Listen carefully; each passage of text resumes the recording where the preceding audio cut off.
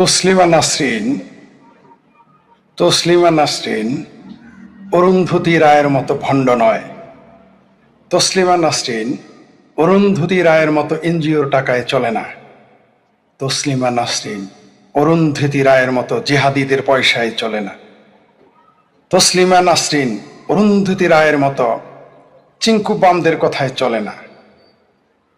তসলিমা নাসরিন অরুন্ধতী রায়ের মতো এনজিওর দোকানদারি করে নাই। তসলিমা নাসরিন অরুন্ধতী রায়ের মতো নিজের নাম নিয়ে কখনো প্রতারণা করে নাই। তসলিমা নাসরিন অরুন্ধতী রায়ের মতো যদি আপোষ করত, তসলিমা নাসরিন যদি অরুন্ধতী রায়ের মতো জেহাদিদের সাথে আপোষ করত, তসলিমা নাসরিন যদি অরুন্ধতী রায়ের মতো নিজের দেশের সাথে গাদ্দারি করত, অরুন্ধতী রায়ের মতো যদি তসলিমা নাসরিন মুসলিম মৌলবাদীদের সাথে আপোষ করত, তবে তিনি বাংলাদেশে শুধু থাকতেনই না, বাংলাদেশে তিনি এতদিন সরকারের মন্ত্রী থাকতেন অথবা সরকারের উপদেষ্টা থাকতেন এবং চরম ও পরম পূজনীয় থাকতেন মুসলিম মৌলবাদীদের দ্বারাই। তিনি যদি আওয়ামী লীগ, শেখ হাসিনা, বঙ্গবন্ধু জয় বাংলা এবং বাংলাদেশের মুক্তিযুদ্ধ নিয়ে বিতর্কিত বক্তব্য দিতেন বদরুদ্দিন ওমর অথবা ফ্রড মাজাহারের মতো অথবা চিঙ্কুবামদের মতো তিনি ভারতকে গালি দিতেন, মুক্তিযুদ্ধকে বিতর্কিত করতেন, তাহলেই তিনি বাংলাদেশের সরকারের এই বিএনপি জামাত সরকারের উপদেষ্টা থাকতেন। প্রিয় দর্শক, এগুলো কেন বললাম? সেদিকেই যাচ্ছে। আমাদেরই বলতে মানে বাংলাদেশের মুক্ত চিন্তার জগতে বা মুক্ত চিন্তার আন্দোলনে সারথি বলতে পারেন জান্নাতুন নাঈম প্রীতি, তার পক্ষে আমরা লিখেছি, তার পক্ষে কখনো বলেছি। তিনিও আমাদের পক্ষে, আমাদের মানে আমরা যারা বাংলাদেশের প্রগতিশীল মানুষ। হঠাৎ করে তিনি তসলিমা নাসরিনের বিরুদ্ধে লিখেছেন। যে কেউ যে কোনো মানুষের বিরুদ্ধে লিখতে পারে, সমালোচনা করতে পারে, এমনকি পৃথিবীতে আমি বিশ্বাস করি কেউ সমালোচনার ঊর্ধ্বে নয়। নান ইজ অ্যাবভ ক্রিটিসিজম। কেউ না, আসমানের উপরে জমিনের নিচে যেই সাকাতেই হোক, কেউই সমালোচনার ঊর্ধ্বে নয়। আপনি তসলিমা নাসরিনের 1000 বার সমালোচনা করেন, আমার কোনো সমস্যা নেই। আমাকে নিয়ে সমালোচনা করেন, কোনো সমস্যা নেই। আমরা সমালোচনাতে আপত্তি করি না। কিন্তু যখন আপনি তুলনা করবেন, মিথ্যা বিভ্রান্তি ছড়াবেন, নিজেকে হাইলাইট করার জন্য নিজের বায়াসড হয়ে অথবা কারো প্রপাগান্ডা ছড়ানোর জন্য কারো পক্ষে আপনি কতক্ষণ আপনার সমালোচনা করতে হবে। এই জান্নাতুন নাঈম প্রীতি একটা পোস্ট দিয়েছে গতকাল, একদিন হয়ে গেছে। ওইখানে আবার যারা তসলিমা নাসরিনের পক্ষে, তারা ওইখানে গিয়ে দেখলাম কেউ কেউ লাইক দিয়েছে, লাভ চিহ্ন দিয়েছে। তারা সব বলে জাসদীয় চিঙ্কুবাম একসাথে তসলিমা নাসরিনের পক্ষে লিখে তারা নজর কাটতে চায়। আবার এই জান্নাতুন নাঈম প্রীতি তসলিমা নাসরিনের কঠোর এবং মিথ্যা সমালোচনা করেছে। কঠোর সমালোচনা, তার সাহিত্যের সমালোচনা করেন, তার বক্তব্যের সমালোচনা করেন, কিন্তু যখন সেটা আপনি বায়াস, তখন দাল মেঘোজ কালো। চিঙ্কুবাম দেখলাম কয়েকজন লাইক দিয়েছে সেখানে, সমস্যা নাই যার যার ব্যক্তি। তাহলে আমাদের তো তারা তাদের মত প্রকাশ করছে, আমরা এবার একটু আমাদের মত প্রকাশ করি। তার আগে বলি কেন তসলিমা নাসরিন সম্পর্কে কি বলেছে। আগে জান্নাতুন নাঈম প্রীতি সে নিজেই বলেছে, আমি বলি নাই, তিনি নিজেই বলেছিলেন এবং তার সম্পর্কে অভিযোগ আছে তিনি তার শরীরকে বিকিয়ে দিয়ে তিনি লাইমলাইটে আসতে চেয়েছেন বা এসেছেন। এটা কখনো কখনো তিনি নিজেও বলেছেন। তাকে নিয়ে যখন মানে তিনি মিটু আন্দোলনের বোধহয় একটা কিছু করেছেন, ওইখানে আমি তাকে সমর্থন দিয়েছিলাম, কোনো সন্দেহ নাই কোনো নারীর প্রতি। এমনকি যে প্রকাশকের বিরুদ্ধে তিনি গিয়ে, সে প্রকাশকদের সাথে আমাদের সম্পর্ক ভালো, তারপরও জান্নাতুন নাঈমের সাথে সম্পর্ক ভালো মন্দ নেই আমাদের কোনোটাই, কিন্তু তার নির্যাতনের পক্ষে আমরা বক্তব্য দিয়েছি। বরং সেই পাঠক সমাবেশের যারা কর্ণধার, তাদের তীব্র সমালোচনা করেছি জান্নাতুন নাঈমের পক্ষে। যদিও জান্নাতুন নাঈম নিজেই বলেছে তিনি শরীর বিকিয়ে দিয়ে তিনি তার সুবিধা, তিনি তার বিভিন্ন সুযোগ নেওয়ার চেষ্টা করেছেন। তিনিও বলেছেন, তার অনেক সমালোচক তা বলেছে। এটা আমার তাদের ব্যক্তিগত ব্যাপার। একটা ম্যাচিউরড মানুষ যদি কেউ কি করলো ব্যক্তিগত জীবনে তাদের যৌন সম্পর্কে, এটা নিয়ে আমার কোনো হেডেক নেই। তসলিমা নাসরিন তার বিয়ে হয়েছিল, সেটা বিরাট সমালোচনা, কিন্তু জান্নাতুন প্রীতি নিজে শরীর বিকিয়ে দিয়েছেন, দিয়ে সুবিধা নিয়েছেন, এটা কোনো সমস্যা না। তসলিমা নাসরিন কারো পক্ষে লিখেছেন, তসলিমা নাসরিন বসুন্ধরার সেই মালিক পক্ষের একটা কলাম লিখেছিলেন বলে তিনি এখানে সমালোচনা করেছেন, আমরাও করেছি, কিন্তু আমাদের সমালোচনাটা ছিল ভিন্ন। কিন্তু তিনি একটা ব্যাখ্যা দিয়েছেন যে একটা মন্দ লোক একটা ভালো কাজ করলে কি তার প্রশংসা করা যাবে না? তিনি আমাকে ব্যক্তিগতভাবে তসলিমা নাসরিন আপা এই কথা বলেছিলেন। এটা আমি তাকে প্রশ্ন করার আগেই তিনি এটা বলেছিলেন। আমি তাকে এটা প্রশ্ন করি নাই, তিনি আমাকে বলেছেন। দীর্ঘ আমাদের সাথে আলোচনা হয়েছিল, তখন তিনি বলেছিলেন যে আমি বসুন্ধরা, তিনি তসলিমা নাসরিন বসুন্ধরা গ্রুপের একজনের পক্ষে, তার একটু অনেক লেখার মধ্যে 2-4টা লাইন তার পক্ষে চলে গেছে বলে এটা বিরাট সমালোচনা করেছে নাকি। তিনি ব্যাখ্যা দিয়েছেন আমাকে, আমার সাথে কথা বলার সময় ব্যক্তিগত, যে একটা খারাপ মানুষ যখন ভালো কাজ করবে তার কি আমরা প্রশংসা করতে পারবো না? এবং এটা আপনি সমালোচনা করতেই পারেন, তার এই কথার কোনো সমস্যা নেই। কিন্তু কি কি মিথ্যা কথাগুলো এখানে জান্নাতুল প্রীতি বলেছে, এখন দেখি কার সাথে তুলনা করেছে। এই জান্নাতুল নাইম প্রীতি লিখেছে কি, আগে আপনাদের শোনাই।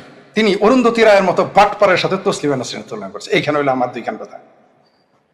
তিনি তসলিমা নাসরিনের যদি যা যা লিখেছেন তুলনা না করে সমালোচনা করতো, আমি এটা নিয়ে কোনো কথাই বলতাম না। কারণ কিন্তু যখন তুলনা করেছেন অরুন্ধতী রায়, কোন অরুন্ধতী রায়? যে তার নামের সাথে বাটপারি করেছে, তার ধর্ম পরিচয় বাটপারি করেছে, তার জাতীয়তা পরিচয় বাটপারি করেছে। ইভেন এই অরুন্ধতী রায়ের পক্ষে যারা কথা বলবে তারা বাংলাদেশের মুক্তিযুদ্ধের পক্ষের মানুষ হইতে পারে না। আর আমি ওইখানেই আমি আটকে গেছি। জান্নাতুন নাইমের শুধুমাত্র তসলিমা আপাকে নিয়ে সমালোচনা করেছে বা অরুন্ধতী রায়ের সাথে তুলনা করেছে, শুধু এইখানেই নয়, সে মুক্তিযুদ্ধ বিরোধী একটা বদমাইশ অরুন্ধতী রায় চিঙ্কু বামকে তসলিমা নাসরিনের সাথে তুলনা। তসলিমা নাসরিনের ক্ষোভ কেন? ক্ষোভ কারণ কি জানেন? তিনি ভারতের পক্ষে, তিনি সংখ্যালঘু হিন্দুর পক্ষে, তিনি মুক্তিযুদ্ধের পক্ষে। তিনটাই তো বাংলাদেশের মৌলবাদীদের গায়ে আগুন, বাংলাদেশের মৌলবাদীদের 4টা চিহ্ন স্তম্ভ। কে বলেছেন? বিখ্যাত কমরেড হায়দার আকবর খান রণ। এটা আমিও বলি নাই, তসলিমা আপু বলেনি। কেন আমরা বললে তারপর দোষ হয়ে যায়, ভারতের দালাল হয়ে যাবো। কে বলেছেন? যিনি বলেছেন যে ভারত বিরোধিতা, হিন্দু বিরোধিতা, নারী বিদ্বেষ এবং মুক্তিযুদ্ধ বিরোধিতা করা বাংলাদেশের মৌলবাদী, মুসলিম মৌলবাদীদের স্তম্ভ। এইখানে জান্নাতুল প্রীতি 3টাই নিয়ে এসেছেন। কি? হিন্দু বিদ্বেষ, হিন্দুর পক্ষে কথা বলে তসলিমা নাসরিন, ভারতের পক্ষে এবং মুক্তিযুদ্ধের কথা বলে। তো মৌলবাদীরা তোর বিরুদ্ধে থাকবেই, এর জন্য তাকে লজ্জা উপন্যাস লিখতে হবে না। তিনি লজ্জা উপন্যাস লেখার কারণে তার বিরোধিতা করেন, এটা একটা মিথ্যা কথা, ফাত্রামি, এটা ঝুট, ওটা অজুহাত। আচ্ছা ধরেন তসলিমা নাসরিন লজ্জার লেখা নাই, তারপরে কি আপনি তার সমালোচনা করা বাদ রাখতে হয়? আচ্ছা পরি কি লিখেছে জান্নাতুন নাইম প্রীতি, কি লিখেছে? তসলিমা নাসরিনের বয়স 63 বছর, অরুন্ধতী রায়ের বয়স 64। তসলিমা নাসরিন এবং অরুন্ধতী রায় দুজনই দিল্লিতে থাকেন। তসলিমা নাসরিন চলে যেতে বাধ্য হয়েছে নিজের দেশের মৌলবাদী অত্যাচারে, কিন্তু দিন শেষে হিন্দুত্ব মৌলবাদীদের কোলে তিনি কেন বসেছেন সে এক রহস্য। আমি নিশ্চিত জান্নাতুন নাইমকে কেউ একটা বলেছে এটা লিখতে। আপনি নিশ্চিত থাকেন জান্নাতুন নাইম এই কথা লেখার মানুষ না, এটা তাকে বলানো হয়েছে। যেহেতু এখন কলকাতায় তিনি যাচ্ছেন, কলকাতায় এই মুহূর্তে জান্নাতুন নাইম 2 কারণে বলেছে। একটা হলো বায়াস হয়েছে, তাকে কেউ কোনো শর্ত সাপেক্ষে এটা বলতে বলেছে সুবিধা নেওয়ার জন্য, কারণ তিনি সুবিধার জন্য শরীর বিলিয়ে দিতে রাজি বা করেছেন, এটা তার লেখাতেই আছে।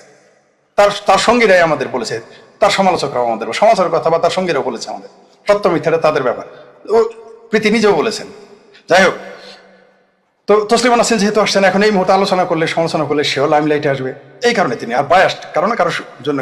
এবং এইখানে যারা এই মুহূর্তে তসলিমা নাসরিনের বিরুদ্ধে অভিযোগ করেছে তিনি হিন্দু মৌলবাদীদের কোলে উঠেছে, এটা বলাইছে কারা জানেন? চিঙ্কু মামেরা আর তার তসলিমা আপান কিছু শুভাকাঙ্ক্ষী, যারা ছোপা আওয়াজ রুস্তম, যারা 2-4 জন তার সাথে কথাও বলে নিয়মিত, তাদেরও এখানে জড়িত আছে, নিশ্চিত, আমি নিশ্চিত।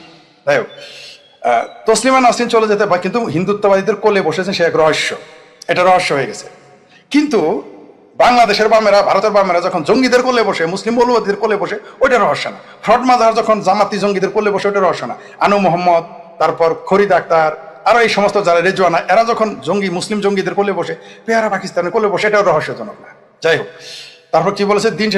কাশ্মীর আর মোদির হিন্দুত্ব নিয়ে কথা বলে অরুন্ধতী রায় মার খেলেন, হ্যাঁ রাস্তায় নামলেন, কিন্তু তসলিমা নাসরিনের মানবতাবাদ অরুন্ধতী রায় কিছু ফুরে গেল নেবার।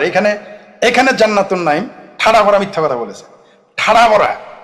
এই অরুন্ধতী রায়, সে ব্যক্তি জীবনে কি একটু পরে আসতেছি, সে মুসলিম মৌলবাদীদের পক্ষে এবং টুকরো গ্যাংয়ের পক্ষে, সে ভারতের স্বাধীনতা বিরোধীদের সঙ্গী। শুধু তা হলেও আমাদের আপত্তি ছিল না, ভারতের সে নাগরিক, সে ভারত টুকরো গ্যাংয়ের পক্ষে থাকলো না আমার কিছু যায় আসে না, আমি বলবো। কিন্তু এই অরুন্ধতী রায়, এই বদমাইশ মহিলা, এই বাটপার মহিলা, এই মিথ্যুক মহিলা, এই অরুন্ধতী রায় বলেছে পাকিস্তান বাহিনী নাকি বাংলাদেশ অত্যাচার করে নাই।